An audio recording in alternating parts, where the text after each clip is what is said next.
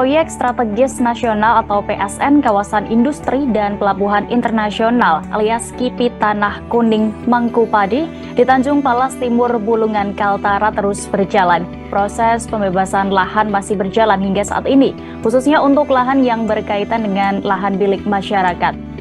Sering saya sampaikan yang namanya kita akan memulai transformasi ekonomi Indonesia.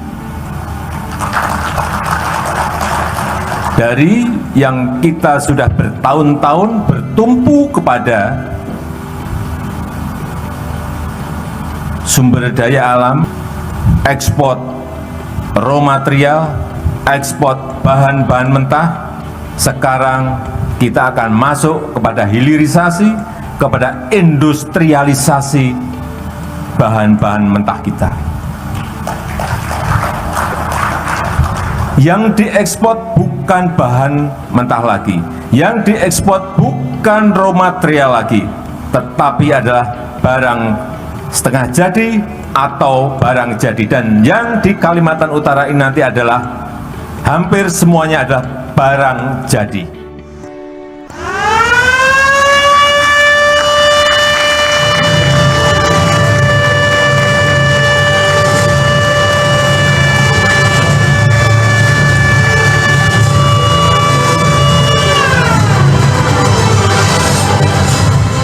Indonesia akan memulai transformasi ekonomi melalui hilirisasi, industrialisasi bahan mentah, dan pemanfaatan energi hijau. Presiden Joko Widodo mengatakan bahwa groundbreaking kawasan industri hijau Indonesia menjadi awal dimulainya transformasi ekonomi di tanah air. Groundbreaking kawasan industri pelabuhan internasional dan kawasan industri hijau dilakukan Presiden Joko Widodo di Tanah Kuning, Mangkupadi, Kabupaten Bulungan.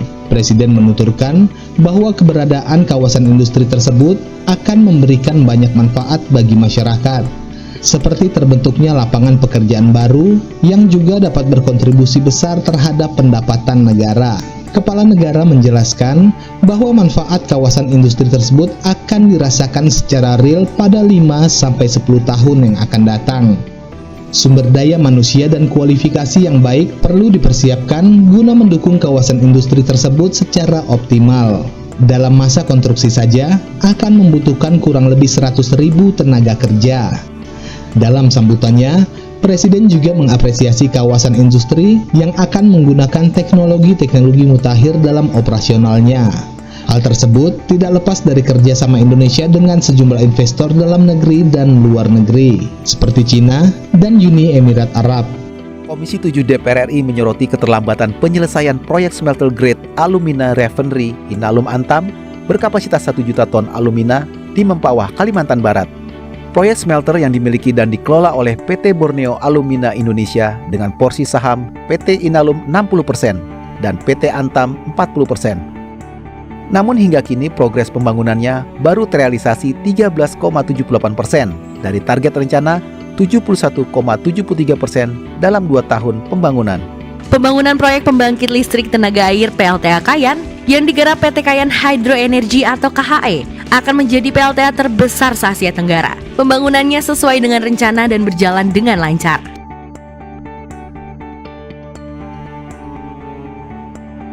PLTA ini nantinya memiliki sumber daya listrik yang terintegrasi dan menjadi sumber listrik utama kawasan industri dan pelabuhan internasional Tanah Kuning hingga Mangkupadi, Kalimantan Utara. Adapun PT Indonesia Strategis Industri merupakan pengelola kawasan industri dan PT Pelabuhan Internasional Indonesia yang merupakan pengembangan pelabuhan internasional untuk mensupport kawasan industri.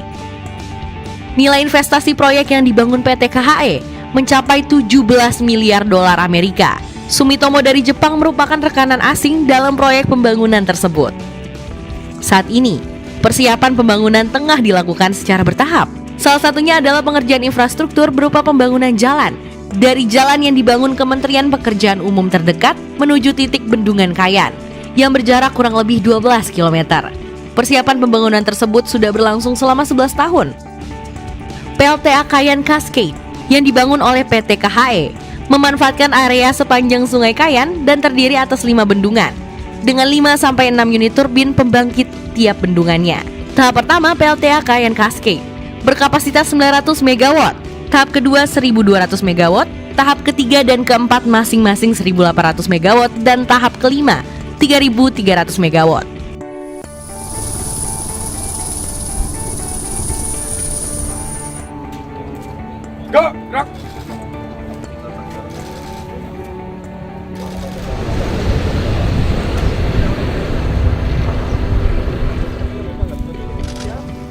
Ya, ini kawasan Industrial Park Indonesia yang semuanya seluas 13.000 hektar yang nantinya ini dipersiapkan untuk pembangunan industri EV baterai yang pertama. Yang kedua untuk pembangunan petrokimia, petrochemical. Dan yang ketiga untuk pembangunan industri aluminium yang semuanya kita harapkan nanti didukung oleh energi hijau, oleh renewable energy, oleh hydropower dari Sungai Muntarang, Sungai Kayan di Kalimantan. Terus akhirnya kita melakukan pengembangan dan memang perlu transisi, ada transisinya tidak langsung ke energi hijau, tapi ada transisinya. Tetapi kita harapkan dengan kekuatan kompetitif seperti itu, energinya hijau, kemudian barang-barang produknya yang dihasilkan juga produk-produk hijau, inilah yang akan menjadi kekuatan kawasan Industrial Park Indonesia di Kalimantan Utara. Ini adalah Green Industrial Park yang terbesar di dunia dan inilah masa depan Indonesia. Masa depan Indonesia ada di sini. Kalau ini terrealisasi dengan baik, semuanya pasti akan berbondong-bondong ke sini. Industri apapun yang berkaitan dengan green product pasti akan menengok ke kawasan ini. Dan progres ini akan saya ikuti terus perkembangannya dari hari ke hari, dari bulan ke bulan, sehingga betul-betul tidak meleset dari schedule yang telah kita tentukan. Saya kira kalau melihat lapangan, kelihatannya saya ditanya di lapangan nggak ada masalah. Ya. Perizinan semuanya sudah komplit, sudah siap. Ya, terima kasih. Saya makin melihat bahwa negara Middle East yang cukup konservatif, tetapi dengan kemajuannya, dengan keterbukaannya, sehingga negara ini bisa begitu maju. Qatar tuh apa sih? Qatar cuma produksi gas satu aja gitu, tapi gasnya terbesar di dunia, sehingga revenue dari gasnya itu dia bisa pakai untuk membangun negaranya.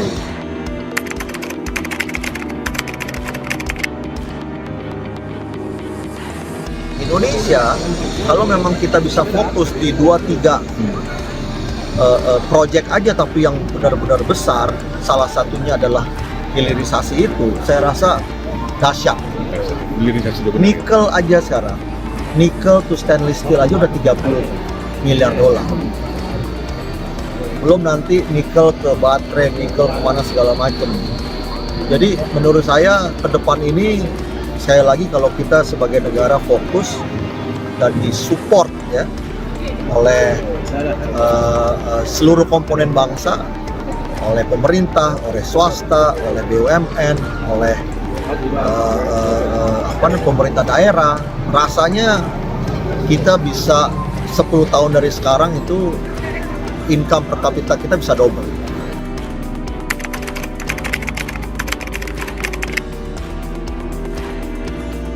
Yang saya lagi jajaki kan tentunya seperti kita ketahui bahwa memang sovereign wealth fund-nya Qatar ini luar biasa besar ya.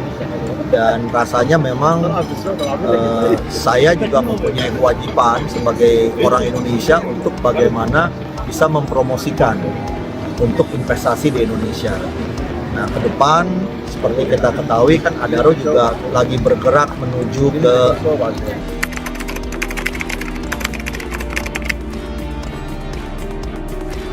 transisi, itu kan butuh waktu. Nah, Indonesia sendiri kan kita sudah komit juga kepada dunia bahwa net carbon emission kita kan di 2060. Taruhlah misalnya Indonesia bisa mempercepat 10 tahun 2050. Nah, pada saat itulah nanti juga saya akan melakukan transisi sesuai dengan komitmen Indonesia untuk dunia.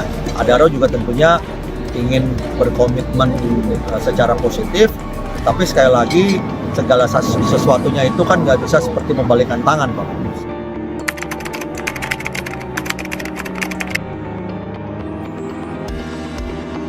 Adaro ke depan itu akan ada 3 pilar, ya kan? Pilar pertama itu adalah Adaro Energy yang bisnis existing dan kita akan teruskan, ya kan? Ini menjadi cash cow-nya grup. Kita akan masuk juga ke pilar kedua yaitu Adaro Mineral, di mana nanti di Adaro Mineral ini ada aluminium smelter, mungkin juga nanti kita akan masuk ke mineral-mineral lainnya, dan eventually nanti ke baterai. Pilar ketiganya, kalau nanti 8-10 tahun dari sekarang insya Allah hydro power plant-nya Adaro, solar power plant-nya Adaro itu sudah jadi, maka ini akan menjadi satu-satunya ya, industri yang akan memakai source of energinya dari renewable. Dan itu akan menjadi nilai premium. Mimpi saya tidak terlalu lama, 10 tahun dari sekarang insya Allah itu bisa terrealisasi.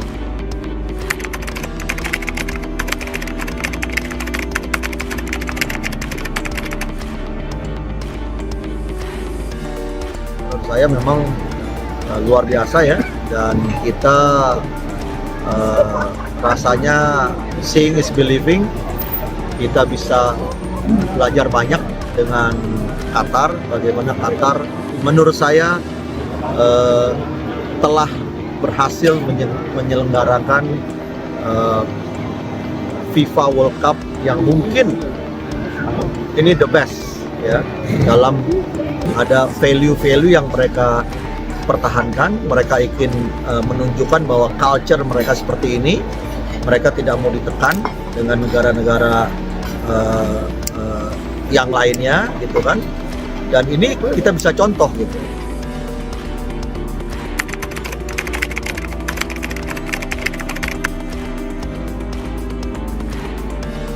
Mereka melihat prospek di Indonesia itu luar biasa besar. Ya, kita 270 juta, 240 juta. Di sini 300.000 gitu. Jadi mereka juga sangat melihat bahwa potensi market di Indonesia itu besar. Apalagi kita tahu ya kan, penduduk kita kan penduduk muda. Ya kan, yang sangat melek teknologi gitu.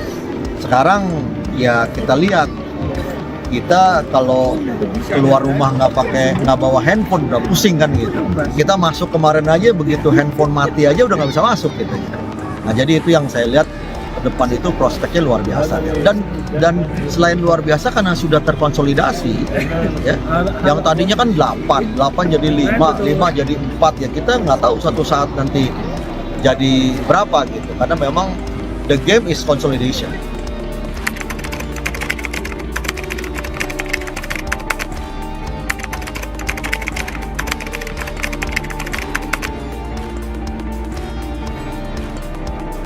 Dengan terjadinya merger itu, maka 1 tambah 1 jadi 5 kalau bicara revenue dan bicara upside. 1 tambah 1 jadi 5.